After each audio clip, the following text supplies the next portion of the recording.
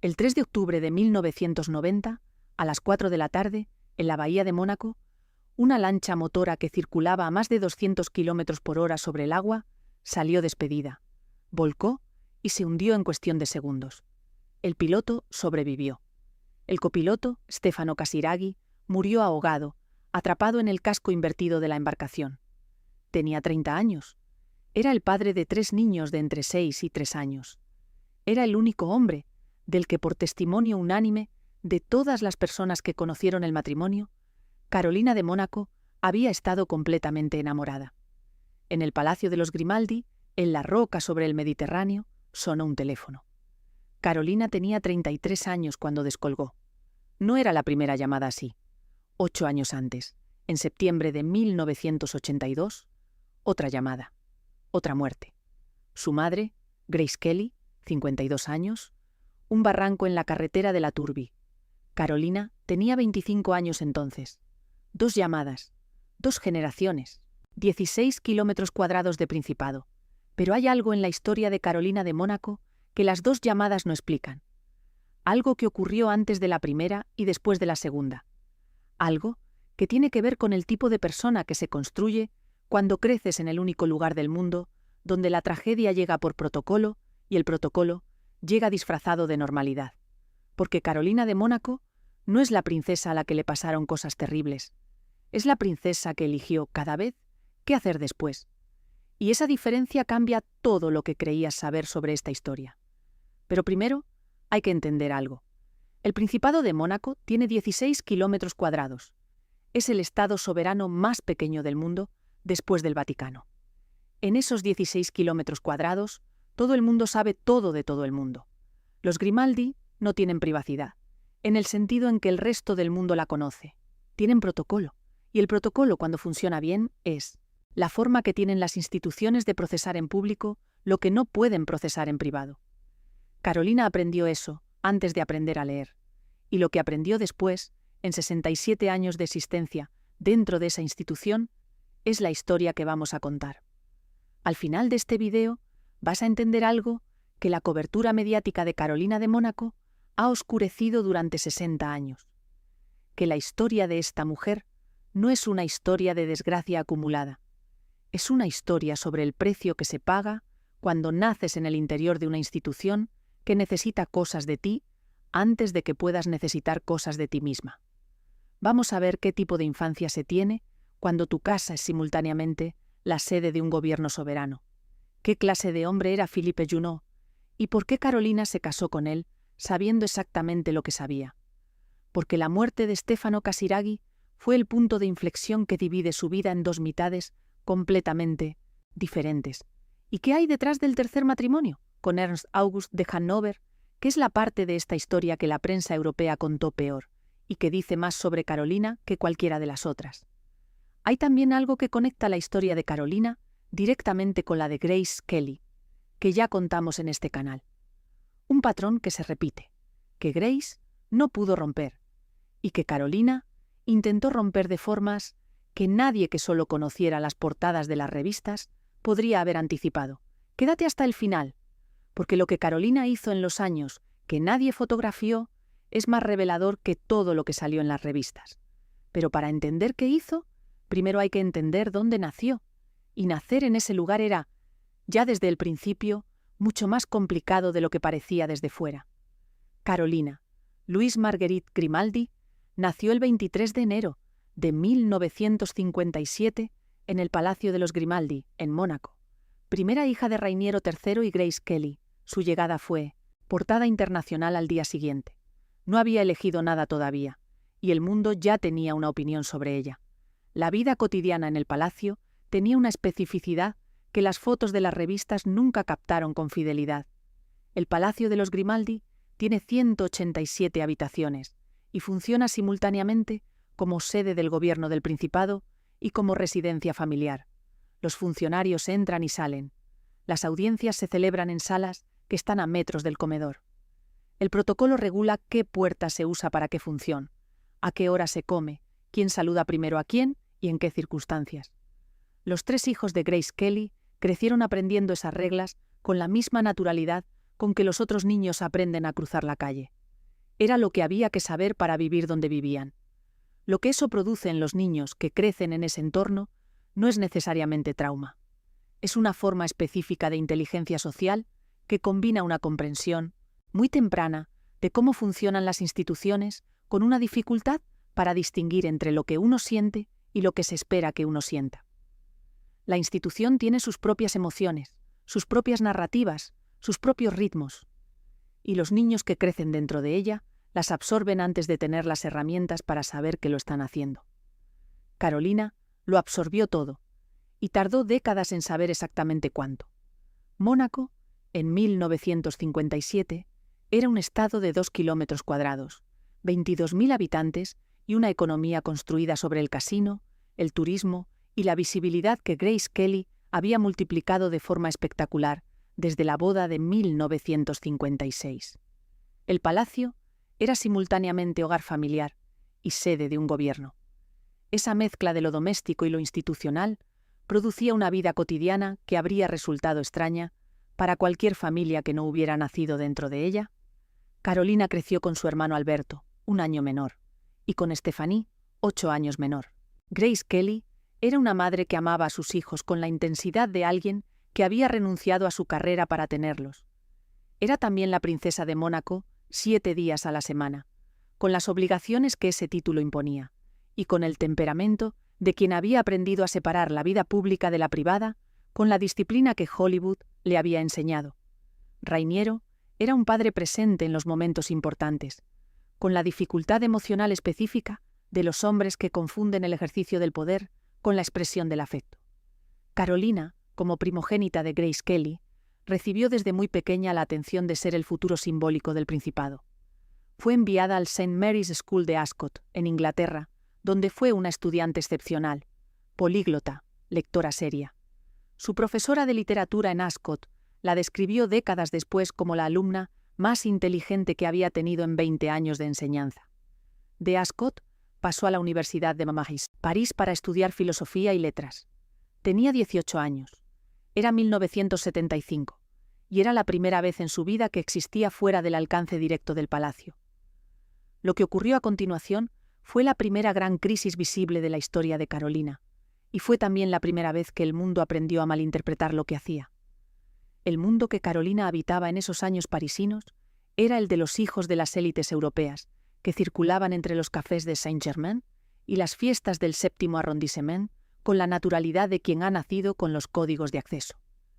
Pero Carolina no era una más de esas hijas de familia bien, era la hija de Grace Kelly, lo que significaba que cualquier terraza donde se sentara, cualquier hombre con quien la vieran hablar, se convertía en material para las revistas que llevaban años esperando que la princesa de Mónaco cometiera el primer error fotogénico de su vida adulta. Era una presión que Carolina gestionó mejor de lo que la prensa de la época reconoció, precisamente porque la prensa de la época estaba más interesada en el error que en la gestión, y porque Carolina, que había aprendido a leer el protocolo antes que el abecedario, sabía exactamente lo que cada fotografía iba a comunicar antes de que el obturador se cerrara.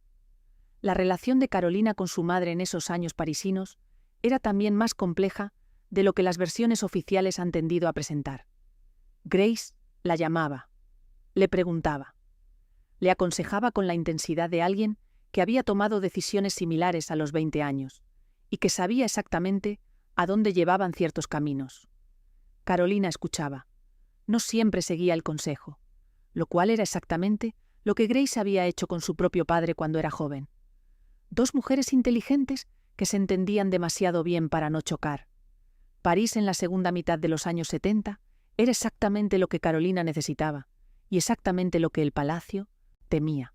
La prensa francesa y europea descubrió muy rápido que la hija mayor de Grace Kelly era fotogénica de una forma que vendía revistas.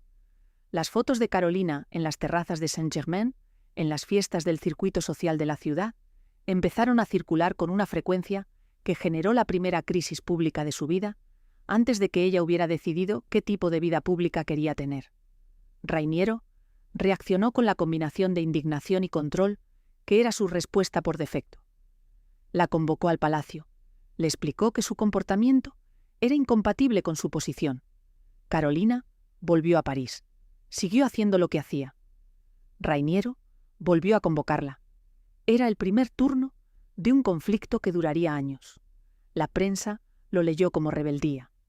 Lo que era, si se mira con precisión, era la educación de una mujer que estaba desarrollando el carácter que la haría funcionar en la vida que le esperaba. Carolina no quería destruir lo que su familia representaba. Quería construir una identidad que fuera suya antes de asumir la que la institución le había asignado. Esa diferencia es enorme, y la prensa de los años 70 no estaba equipada para verla. Fue en ese contexto cuando apareció Philippe Junot. Junot tenía 37 años cuando conoció a Carolina en 1977. Ella tenía 20. Era parisino, hijo de un empresario francés, atractivo con el tipo de atractivo, que en los círculos sociales de París de esa época se llamaba charme. Confianza en sí mismo, sentido del humor y la capacidad de hacer que la persona con quien hablabas sintiera que era la más interesante de la habitación. No tenía título. No tenía fortuna significativa. Trabajaba en finanzas de una forma vaga que sus contemporáneos describen como actividad más que como carrera. Era, en todos los parámetros que Rainiero III consideraba relevantes para el marido de su hija mayor, exactamente lo que el Principado no necesitaba. Carolina lo encontró irresistible, y la razón por la que lo encontró irresistible es más reveladora que cualquier foto de los dos juntos. Junot era todo lo que el palacio no era: espontáneo, donde el palacio era formal; libre de protocolo, donde el palacio era protocolo en estado puro. Era también, y esto importa, un hombre que miraba a Carolina y veía a una mujer de 20 años con opiniones e inteligencia y humor. No a la princesa que el palacio necesitaba que ella fuera. Rainiero vetó la relación. Primero discretamente. Después con la claridad que le permitía ser el soberano del Principado además del padre. Le dijo que Junot era inapropiado, que la diferencia de edad era un problema, que el mundo en el que Junot se movía no era compatible con las responsabilidades de Carolina. Carolina escuchó todos los argumentos. Se comprometió con Junot en 1978. La boda se celebró el 28 de junio de 1978 en el Palacio de los Grimaldi. Grace Kelly asistió con la expresión que había perfeccionado en 25 años de actos públicos donde sus sentimientos reales no eran el punto. Rainiero asistió con el ceño que era su versión de la misma expresión. Los fotógrafos tomaron las fotos que siempre toman en las bodas de las familias reales, las que muestran todo y no muestran nada. El matrimonio duró menos de 3 años. Junot era infiel de una forma que las fuentes de la época describen como sistemática más que circunstancial. Sus relaciones extramatrimoniales durante el matrimonio con Carolina fueron documentadas por la prensa francesa con un entusiasmo que tenía tanto de curiosidad genuina como de satisfacción por la confirmación de lo que Rainiero había predicho. El divorcio fue finalizado en 1980. Carolina tenía 23 años. Había también una dimensión del matrimonio con Junot que las crónicas de la época raramente mencionan. Carolina entró en ese matrimonio sabiendo, con el nivel de certeza que se tiene a los 20 años cuando se sabe algo pero no se quiere saber, que Junot no era el hombre que el palacio necesitaba que fuera. Lo sabía de la forma en que se sabe algo que se ha decidido ignorar, porque la alternativa es más difícil de sostener que la consecuencia. La alternativa era volver al palacio, volver a ser únicamente la hija de Grace Kelly, volver a ser gestionada por Rainiero. El matrimonio con Junot, con todos sus problemas, era al menos una forma de existir fuera de ese campo gravitacional. Cuando el matrimonio terminó, Carolina volvió al campo gravitacional. Pero algo había cambiado. No era la misma persona que había salido. Había aprendido que la fuga también tiene un precio, y que el precio de la fuga incorrecta puede ser idéntico al precio de quedarse. Eso, paradójicamente, fue lo que la preparó para Stefano. No el fracaso en sí, lo que el fracaso le enseñó sobre qué tipo de persona necesitaba a su lado para construir algo que valiera la pena dentro de los límites que el Principado imponía. Lo que ese matrimonio le costó no fue solo el fracaso visible y fotografiado. fue la confirmación de que el juicio de su padre sobre Junot había sido correcto en los hechos, aunque no en la forma en que lo había ejercido. Esa confirmación generó en Carolina algo que sus contemporáneos describieron como un cambio de postura hacia el palacio. Menos confrontacional, más estratégica, más orientada a construir dentro del sistema que a empujarlo desde fuera. Fue Grace quien más la apoyó en ese periodo. Las dos mujeres, que habían tenido una relación complicada por la intensidad de la personalidad de Grace y la necesidad de independencia de Carolina, encontraron en el período post-Junot una proximidad que no habían tenido antes. Grace le dijo a Carolina, según personas presentes en esas conversaciones, que el error no era haberse casado con alguien que su padre no aprobaba. El error era haberse casado antes de saber quién era ella misma lo suficientemente bien para saber quién necesitaba a su lado. El consejo de Grace a Carolina, después del fracaso con Junot, fue también, si se piensa en retrospectiva, el último regalo real que Grace pudo darle. No el amor maternal, que era constante, aunque tomara formas que Carolina no siempre reconocía como tal, sino la honestidad sobre lo que había hecho mal, dicha sin la condescendencia del «te lo dije» ni con la crueldad del reproche. Era la honestidad de alguien que había cometido errores similares y que entendía la diferencia entre el error y la persona que lo comete. Grace Kelly, con todos los errores que ella misma había cometido en la construcción de la vida que tenía, sabía que ese tipo de honestidad era la forma más útil de querer a alguien y se lo dio a Carolina en el momento en que Carolina podía recibirlo. Era el mejor consejo que Grace podía dar. Era también el consejo que ella misma había necesitado antes de firmar el contrato con Rainiero en 1956. 2 años después de ese consejo, en septiembre de 1982, Grace murió en el barranco de la Turbi, y con ella murió también la única persona que había podido decirle a Carolina las cosas que nadie más le decía. Lo que la muerte de Grace transformó en la dinámica de los Grimaldi fue también la distribución del poder informal dentro del palacio. Grace había sido el centro gravitacional de la vida doméstica e institucional del Principado durante 26 años. Cada decisión sobre cómo se presentaba Mónaco al mundo, cómo se gestionaban las relaciones con la prensa internacional, cómo se organizaban los eventos que mantenían al Principado en el mapa mediático global, había pasado de alguna forma por Grace. Esa función no desapareció con su muerte, se redistribuyó. Y la persona que más de ella absorbió, sin haberlo elegido y sin que nadie se lo pidiera formalmente, fue Carolina. Carolina tenía 25 años. Era divorciada, sin hijos, y acababa de perder a su madre. Eso habría podido ser el punto más bajo de la historia. No lo era. Lo que vino después fue considerablemente más complicado. El 13 de septiembre de 1982, Carolina estaba en París cuando recibió la noticia del accidente. Voló a Mónaco inmediatamente. Llegó al hospital cuando su madre todavía estaba viva, pero sin recuperar el conocimiento. Estuvo con ella las últimas horas. Fue uno de los primeros miembros de la familia en ver el cuerpo de Grace, después de que los médicos certificaran la muerte.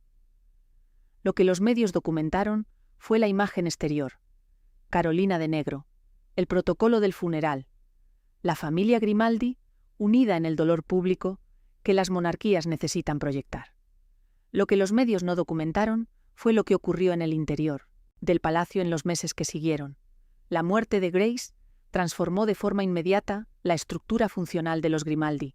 Alberto, 24 años, era el heredero oficial, pero no tenía ni la formación ni el temperamento para asumir las responsabilidades de representación que el Principado requería.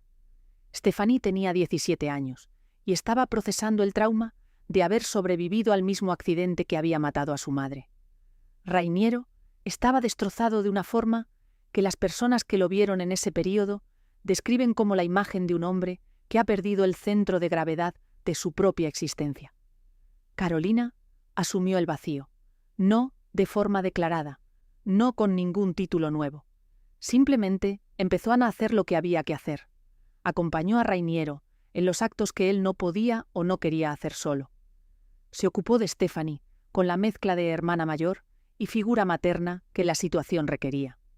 Empezó a gestionar los aspectos de la vida familiar que Grace había gestionado durante 26 años con una eficiencia que Rainiero nunca había tenido que desarrollar porque siempre había contado con ella. Era un rol para el que nadie la había preparado explícitamente, y para el que, al mismo tiempo, toda su vida hasta ese momento, la había preparado de formas que no eran visibles hasta que la situación las requirió. La educación en Ascot, los años de observación de cómo su madre gestionaba el palacio, la comprensión del protocolo que había absorbido por ósmosis desde la infancia. Todo eso se convirtió de repente en un conjunto de competencias que el Principado necesitaba y que Carolina era la única en condiciones de proveer. En una entrevista a Paris Match en 1985, 3 años después de la muerte de Grace, Carolina dijo: «Aprendí a ser adulta en 6 meses, no porque quisiera, porque no había otra opción. Y cuando aprendes así, lo que aprendes se queda para siempre, pero también te cobra algo que no sabes exactamente cuánto es hasta que pasan los años». Lo que cobró se haría más claro con el tiempo. Fue también en ese período cuando Stefano Casiraghi entró en su vida. Y aquí es donde la historia da un giro que ningún titular sobre la maldición de los Grimaldi ha sabido describir con justicia. Stefano Casiraghi nació el 8 de septiembre de 1960 en Milán. Su familia era industrialmente prominente en el norte de Italia. Los Casiraghi tenían intereses en el sector petroquímico y en la industria manufacturera que los situaban en la élite económica lombarda de la posguerra. Era rico de la forma que en Italia separa a las familias que tienen dinero de las familias que son dinero. La diferencia es de 3 generaciones. Era también, por descripción unánime de todas las personas que lo conocieron, un hombre de carácter extraordinario. No en el sentido vago, con que esa frase se usa después de que alguien muere joven. Las personas que trabajaron con él, que corrieron con él, que lo conocieron en contextos donde la cortesía social no era obligatoria, describen a alguien genuinamente generoso, genuinamente curioso sobre el mundo, genuinamente interesado en las personas que tenía, cerca de una forma que no tenía nada que ver con su posición ni con la de ellas. Carolina y Stefano se conocieron en 1982, el mismo año de la muerte de Grace. Se casaron el 29 de diciembre de 1983 en una ceremonia civil discreta en el palacio. Rainiero aprobó el matrimonio sin reservas. Ese dato, el de la aprobación sin reservas de Rainiero III, dice más sobre Stefano que cualquier descripción que se pueda hacer de él. Tuvieron 3 hijos: Andrea, en 1984, Charlotte, en 1986, Pierre, en 1987. Carolina tenía 30 años cuando nació Pierre, y tenía, por primera vez en su vida adulta, algo que se parecía a la estabilidad que el palacio prometía, pero raramente entregaba. Los años entre 1983 y 1990 son, en el relato que las personas cercanas a Carolina construyen sobre su vida, los años que ella misma describe como los más completos. Stefano trabajaba, corría, viajaba y volvía.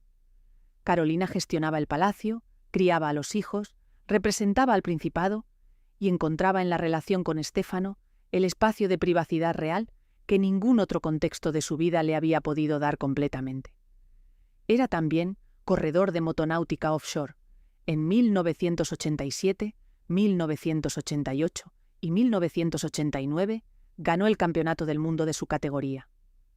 Las embarcaciones de competición offshore alcanzan velocidades superiores a los 200 km por hora sobre el agua. Los mejores pilotos empujan los límites con más confianza que los mediocres, y en un deporte donde los límites son literalmente físicos, esa confianza tiene un coste que las estadísticas de accidentes documentan con consistencia. La ansiedad de Carolina por esa actividad era real. Sus amigos cercanos la reconocen sin reservas. Carolina raramente la verbalizaba en público, porque verbalizar el miedo, en el mundo de los Grimaldi, era el tipo de debilidad que el protocolo del palacio no tenía categoría para procesar. Lo que el matrimonio con Stefano le dio a Carolina que ninguno de los otros contextos de su vida pudo darle con la misma consistencia era, según las personas que los conocieron bien, algo muy simple y muy difícil de encontrar cuando eres quien Carolina era: la capacidad de ser tomada en serio por razones que no tenían nada que ver con su apellido. Stefano no necesitaba a la princesa de Mónaco para nada. Tenía su propio dinero, su propia familia, su propia reputación en el mundo del deporte. Lo que quería era a Carolina, a la mujer, con los libros y las opiniones, y el humor y la inteligencia que hacía que cualquier conversación con ella fuera más interesante que cualquier conversación sin ella. Ese tipo de mirada es raro, el tipo de mirada que te dice que existes de verdad, y no como proyección de lo que el mundo necesita que seas. Carolina más tarde diría, en conversaciones privadas que sus amigos reprodujeron con cuidado, que los años con Stefano fueron los primeros en los que entendió la diferencia entre vivir la vida de alguien más y vivir la suya. No porque Stefano le hubiera dado una vida diferente, sino porque con él había podido construir algo que era de los dos, no del palacio, no del apellido Grimaldi, de los dos. El 3 de octubre de 1990, la embarcación de Stefano Casiraghi, el Pinot di Pinot, volcó a alta velocidad en la bahía de Mónaco durante el Campeonato del Mundo. Stefano murió ahogado. Tenía 30 años. Sus 3 hijos tenían 6, 4 y 3 años. Era la segunda vez que el Principado llamaba a Carolina para enterrar a alguien que no debería haber muerto todavía. Y esta vez, los 3 niños que la miraban mientras descolgaba el teléfono hacían que irse no fuera una opción. Lo que la muerte de Stefano produjo en el Principado de Mónaco como institución fue también significativo. Stefano era el candidato más sólido que el Principado había tenido en décadas para el papel del hombre que anclaría la siguiente generación de los Grimaldi. Era respetado por Rainiero, aceptado por los monegascos, y era la clase de presencia que hace que una institución frágil parezca más estable de lo que es. Su ausencia dejó un vacío que ninguno de los matrimonios posteriores de Carolina llenó de la misma forma. En los documentos oficiales del Principado de los años 90, Carolina siempre aparecía sola, sin el marido que completaría la imagen que los principados necesitan proyectar para parecer instituciones, y no simplemente colecciones de individuos con apellidos complicados. El período entre la muerte de Stefano, en octubre de 1990, y el inicio de la relación con Ernst August de Hannover, a mediados de los años 90, es el menos documentado de la vida de Carolina. En una mujer cuya vida había sido fotografiada desde el nacimiento, la ausencia de cobertura mediática, sostenida durante varios años, dice algo sobre una decisión activa de retirarse de la visibilidad que el mundo esperaba de ella. Lo que Carolina eligió no hacer en esos años también es parte de la historia. No concedió entrevistas sobre su duelo cuando el duelo era comercialmente interesante para las revistas. No usó el dolor de la pérdida de Stefano como capital mediático en un momento en que habría podido convertirlo en el tipo de visibilidad que genera simpatía masiva. No habló de lo que sentía hasta que estuvo lista para hablar de ello, que fue varios años después y en el contexto de una conversación sobre cómo había salido adelante, no sobre cómo había sufrido. Esa distinción entre narrar el sufrimiento y narrar la salida del sufrimiento es la que define cómo Carolina ha gestionado toda su vida pública. Lo que se sabe de esos años viene de fuentes indirectas, amigos que la visitaban, colaboradores del palacio y algunas entrevistas que Carolina concedió años después donde habló del período con la sobriedad de quien ha procesado algo completamente y ya no necesita protegerlo con el silencio. Dijo, en una entrevista de 1996 con el periodista Frédéric Mitterrand, que los 2 años posteriores a la muerte de Stefano fueron los más oscuros de su vida. No en términos de crisis visible, en términos de una oscuridad interior que se instaló con la misma naturalidad con que se instala el invierno. Dijo que lo que la mantuvo funcional fueron los 3 hijos, que necesitaban una madre presente, que le dieron una razón para salir de la cama los días en que sin ellos no habría habido ninguna. Andrea tenía 6 años, suficiente para entender que algo había cambiado de forma permanente, insuficiente para entender qué significaba ese cambio a largo plazo. Carolina tomó la decisión de no protegerlos de la realidad de la muerte, más de lo que la realidad misma requería. Les dijo la verdad sobre lo que había ocurrido, les permitió preguntar lo que quisieran preguntar, y construyó alrededor de los 3 una estructura de continuidad que incluía al Palacio de Rainiero, a los padres de Stefano en Milán y a los amigos de la familia que formaban parte del mundo que los niños conocían. Fue también en ese período cuando Carolina comenzó a construir lo que sería la parte más duradera de su identidad adulta: su trabajo cultural.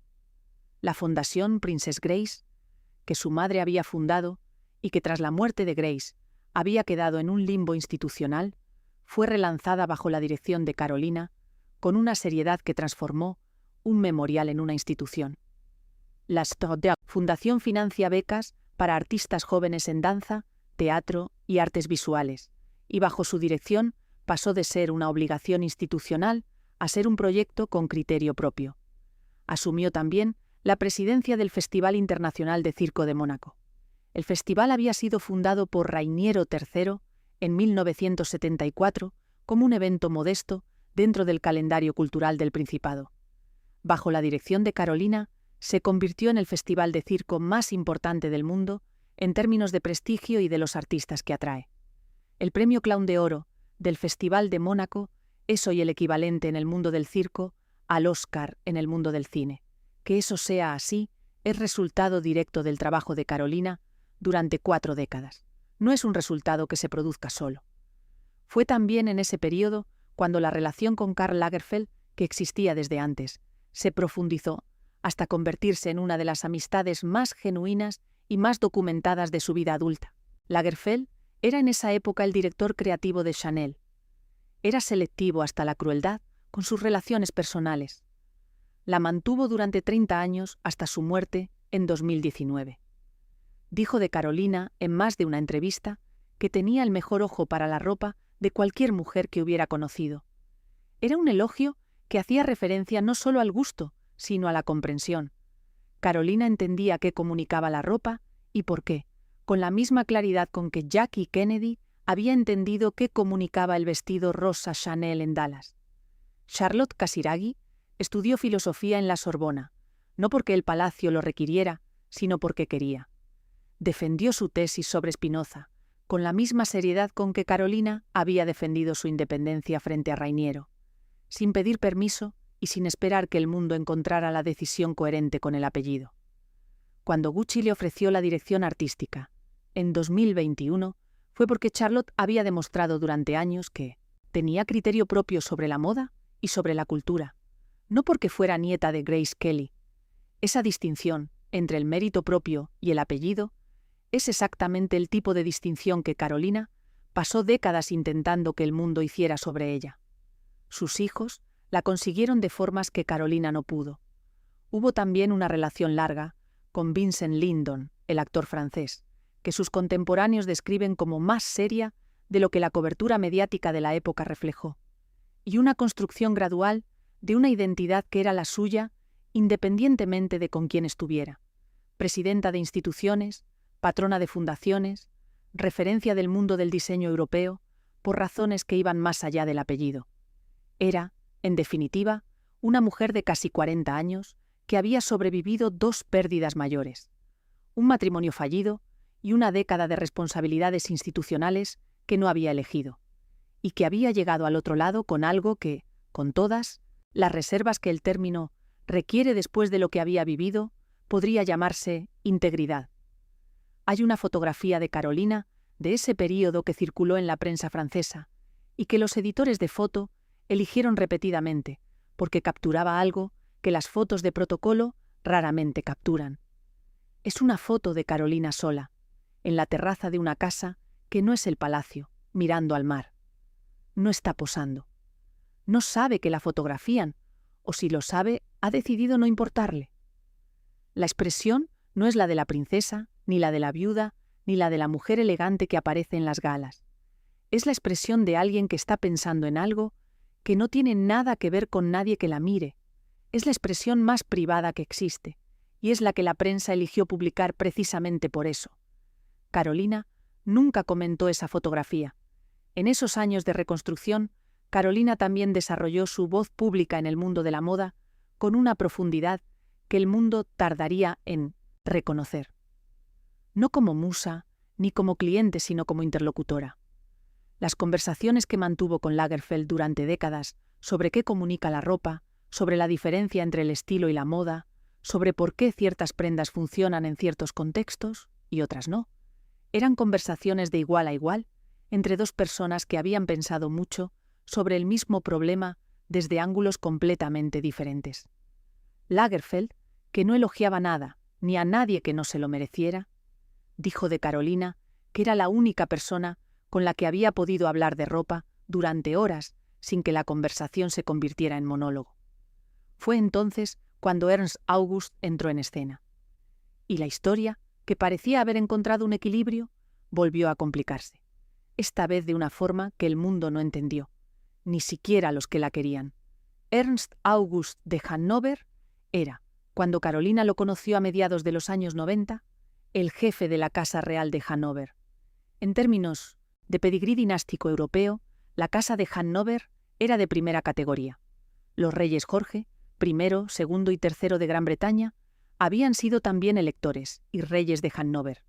La línea era la misma de la que descendía la Casa Windsor, antes de que la familia real británica cambiara su apellido durante la Primera Guerra Mundial. La personalidad era otra cuestión. Ernst August era conocido en los círculos de la aristocracia europea como un hombre de carácter explosivo y comportamientos que en varias ocasiones habían generado incidentes públicos de proporciones difíciles de ignorar. En 1998, durante la Exposición Universal de Hannover, fue fotografiado orinando en el pabellón de Turquía, lo que generó una crisis diplomática entre Alemania y Turquía.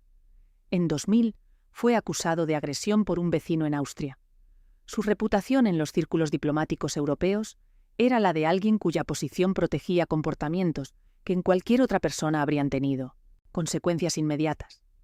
Carolina se casó con él el 23 de enero de 1999, su 42º cumpleaños.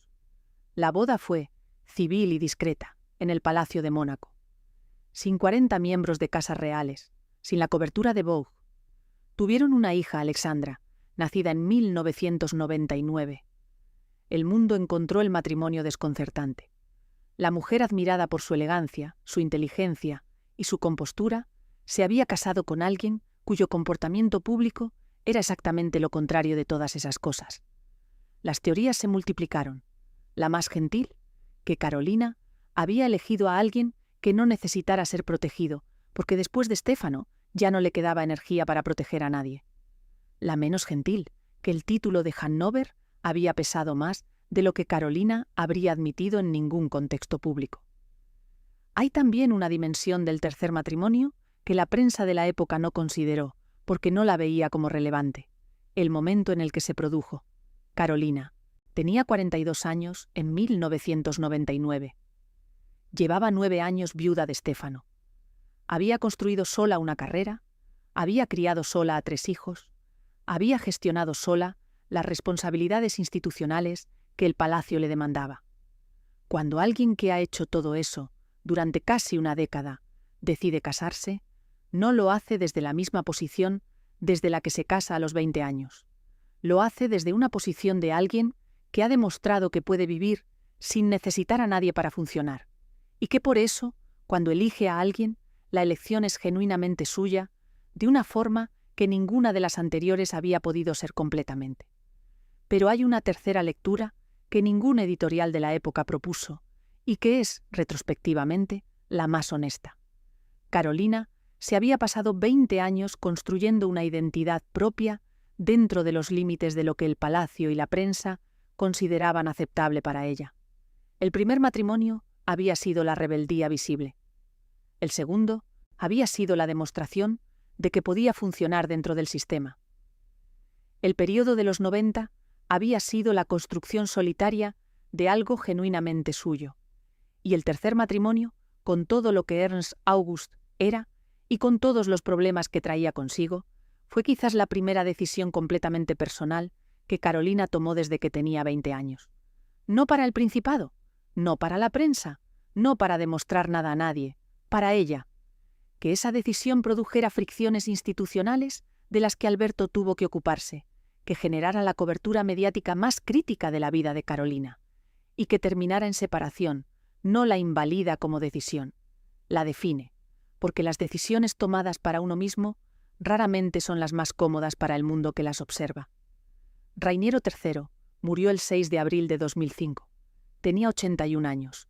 Había gobernado Mónaco durante 56 años, el reinado más largo de la historia del Principado. Carolina estaba a su lado cuando murió. Era la tercera muerte mayor de su vida adulta. Grace en 1982, Stefano en 1990, Rainiero en 2005. 3 décadas. 3 llamadas de teléfono que lo cambiaron todo. Alberto asumió el trono en julio de 2005, 3 meses después de la muerte de Rainiero. Era el final de un reinado de 56 años, el más largo de la historia del Principado. Con el cambio de reinado, cambió también, de formas que no siempre fueron visibles desde fuera, la dinámica de la familia Grimaldi. Alberto era diferente a Rainiero en carácter, en temperamento y en su visión de lo que debía ser Mónaco en el siglo XXI. Carolina, que había construido su relación con el Principado en relación directa con Rainiero, tuvo que renegociar su posición dentro de la nueva estructura. Esa renegociación no fue dramática en el sentido de un conflicto visible. Fue gradual, discreta, de la misma forma en que Carolina gestionaba casi todo lo que importaba. Sin escena pública, sin declaraciones, con la paciencia de alguien que sabe que las instituciones se mueven a su propio ritmo y que empujarlas produce más ruido que avance. La princesa Charlene, que se casó con Alberto en 2011, llegó al Principado con una historia propia que la prensa internacional siguió con la intensidad que acompaña a cualquier nueva incorporación a una familia real.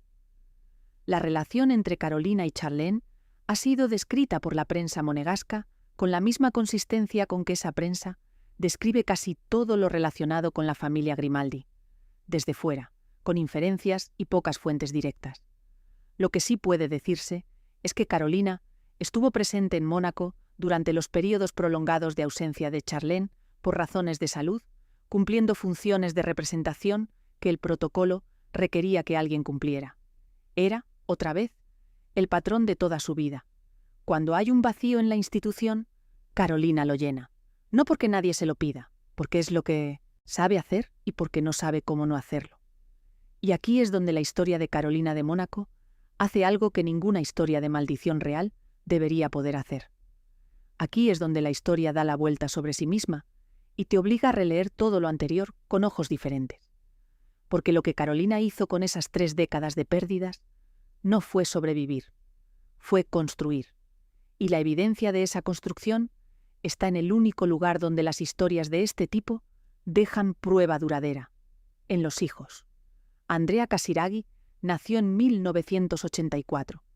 Es la figura más discreta de su generación en la familia Grimaldi. Trabaja en finanzas en Ginebra. Está casado con Tatiana Santo Domingo, heredera de una fortuna colombiana. Tienen 3 hijos. Ha construido una vida reconociblemente suya, alejada del ruido mediático que rodeó a su madre durante décadas. Esa discreción no es accidente. Es el resultado de una crianza que la eligió como valor. Tiene 3 hijos con Tatiana Santo Domingo. Es la figura más discreta de su generación en la familia Grimaldi. Esa discreción no es un defecto de carácter.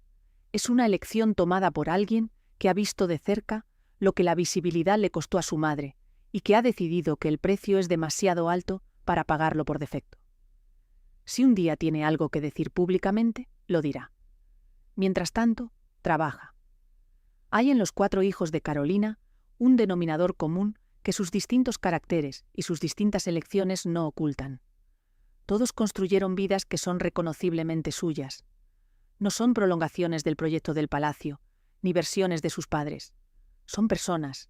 Eso requiere, de los padres que lo producen, una claridad sobre la diferencia entre criar a alguien para la institución y criar a alguien para sí mismo. Carolina eligió lo segundo en condiciones que habrían justificado con facilidad lo primero. Eso, más que cualquier otra cosa que haya hecho en 67 años de vida visible, define quién es. Charlotte Casiraghi nació en 1986. Es filósofa de formación, con estudios en la Sorbona. Es directora artística de Gucci desde 2021. Es, de los 3 hijos de Stefano, la que más se parece a Carolina en la combinación de inteligencia intelectual y presencia pública. Está casada con el director de cine Dimitri Rassam. Tiene otro hijo de una relación anterior con el comediante Gad Elmaleh. Ha construido una carrera que existe independientemente del apellido, que es exactamente lo que Carolina intentó construir para sí misma durante los años 90. Pierre Casiraghi nació en 1987. Es corredor de motonáutica offshore, el mismo deporte que mató a su padre. Pierre tenía 3 años cuando Stefano murió. Ha dicho en entrevistas que el deporte es su forma de estar cerca de su padre. Está casado con Beatrice Borromeo, periodista y activista italiana, con carrera propia y visibilidad propia, que no depende del apellido por el que entró en la familia Grimaldi. De los 3 hijos de Stefano, la elección de pareja de Pierre es quizás la que más dice sobre lo que Carolina les transmitió, sobre qué tipo de persona buscar. Pierre eligió el mismo deporte que mató a su padre, siendo completamente consciente de lo que estaba eligiendo. No hay ninguna lectura inocente de esa decisión. Es la decisión de alguien que ha decidido que relacionarse con el dolor de una pérdida significa ir hacia él, no rodearlo.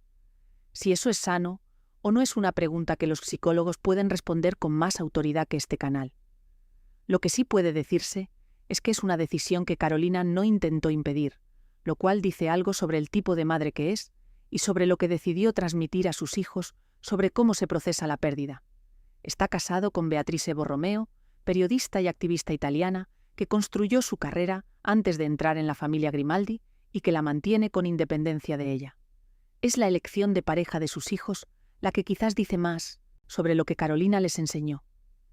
Los 3 encontraron personas que tienen algo propio además de la relación. Personas que no necesitan al Grimaldi para existir. Carolina no tenía ese modelo en su propio matrimonio con Rainiero. Tuvo que construirlo desde cero. Alexandra de Hanover nació en 1999. Tiene 25 años. Es modelo. Estudió diseño en Parsons en Nueva York. Tiene una presencia en redes sociales construida sobre sus propios términos.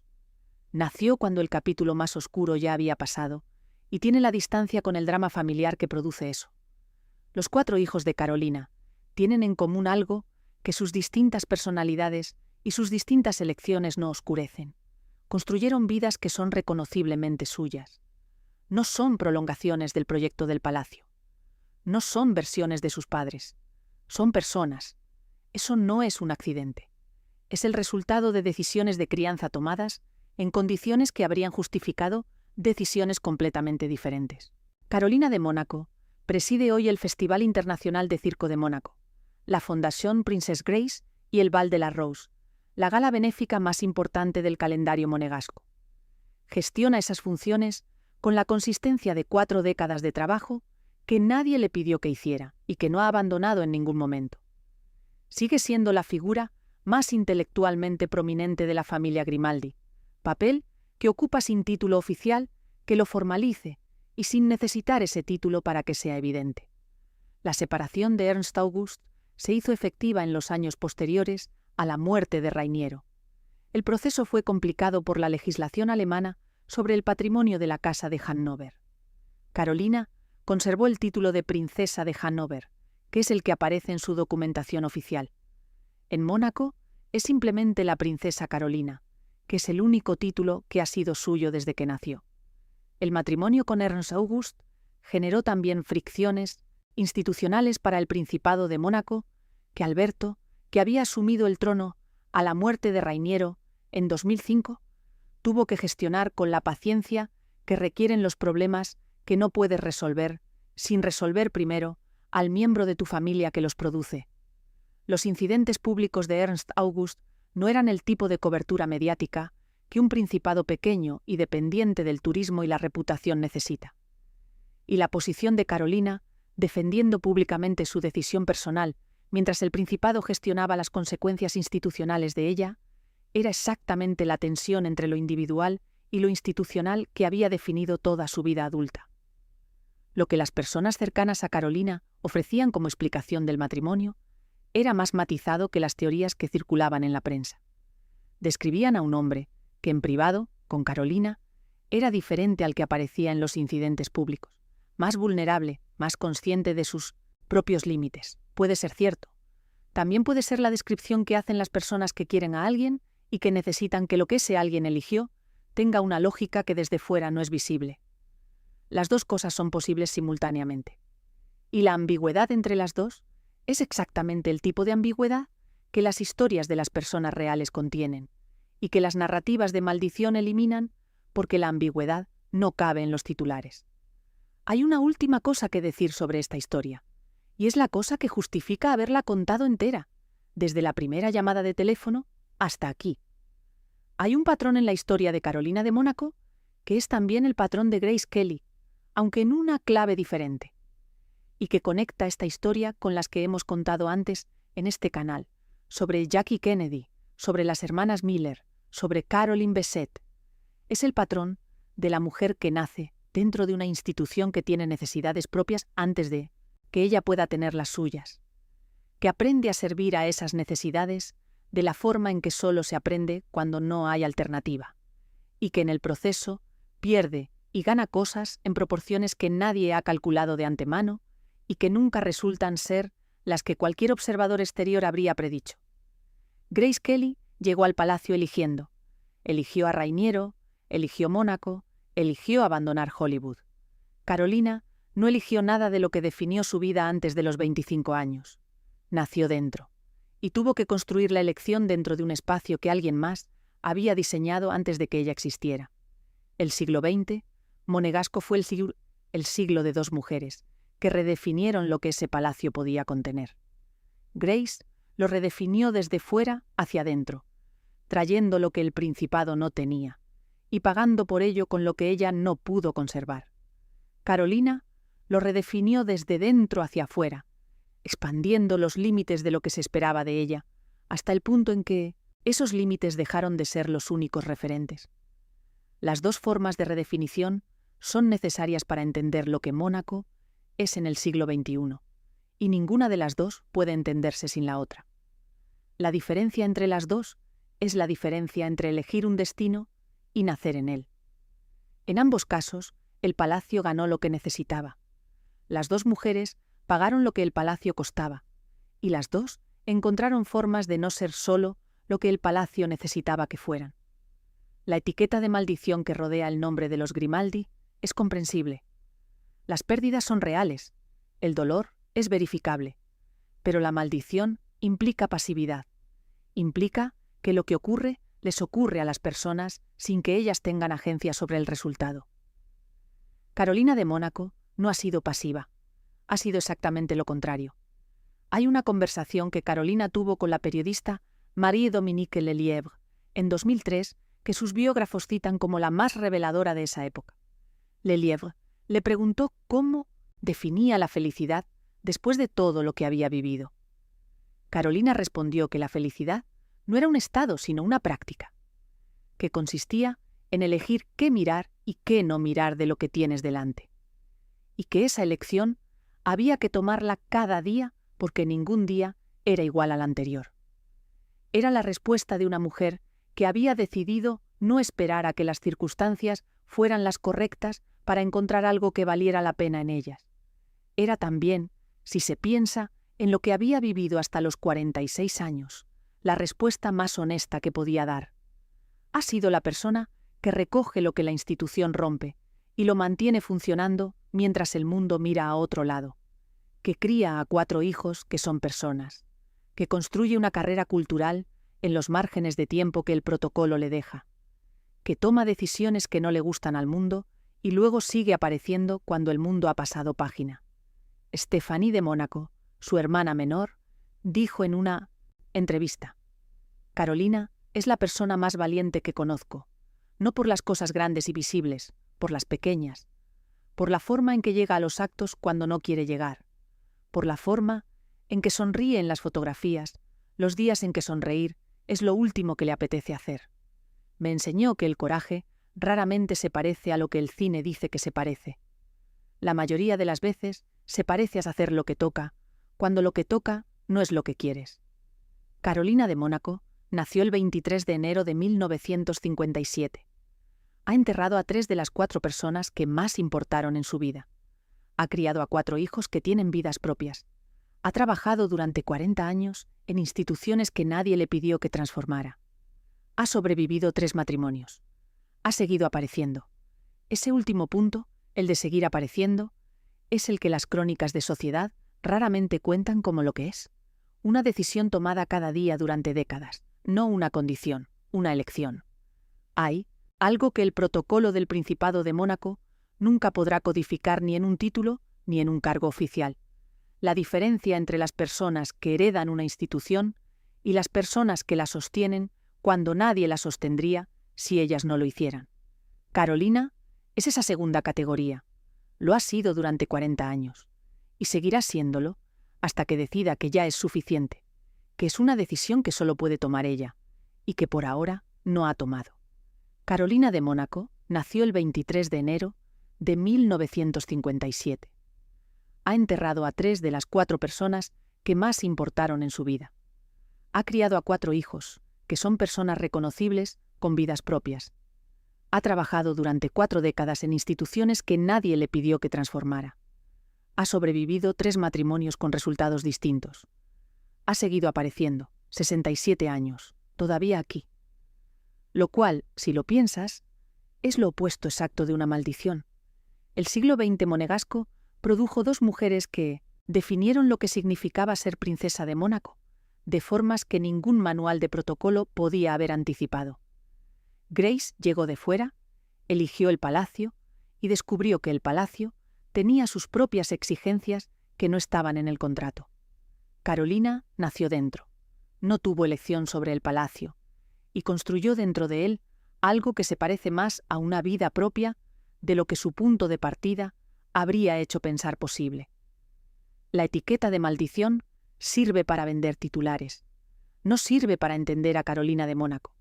Para entender a Carolina de Mónaco hay que prestar atención a lo que hizo, los días en que nadie la fotografiaba, a los hijos que crió, a las instituciones que transformó, a las decisiones que tomó cuando no tenía que tomar ninguna, a la forma en que llegó a los actos cuando no quería llegar, a la forma en que sonrió en las fotos, los días en que sonreír era lo último que le apetecía hacer. Eso es lo opuesto de una maldición.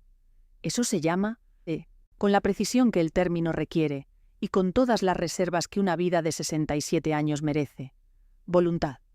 Si este video te ha parecido interesante, suscríbete al canal para no perderte más historias como esta.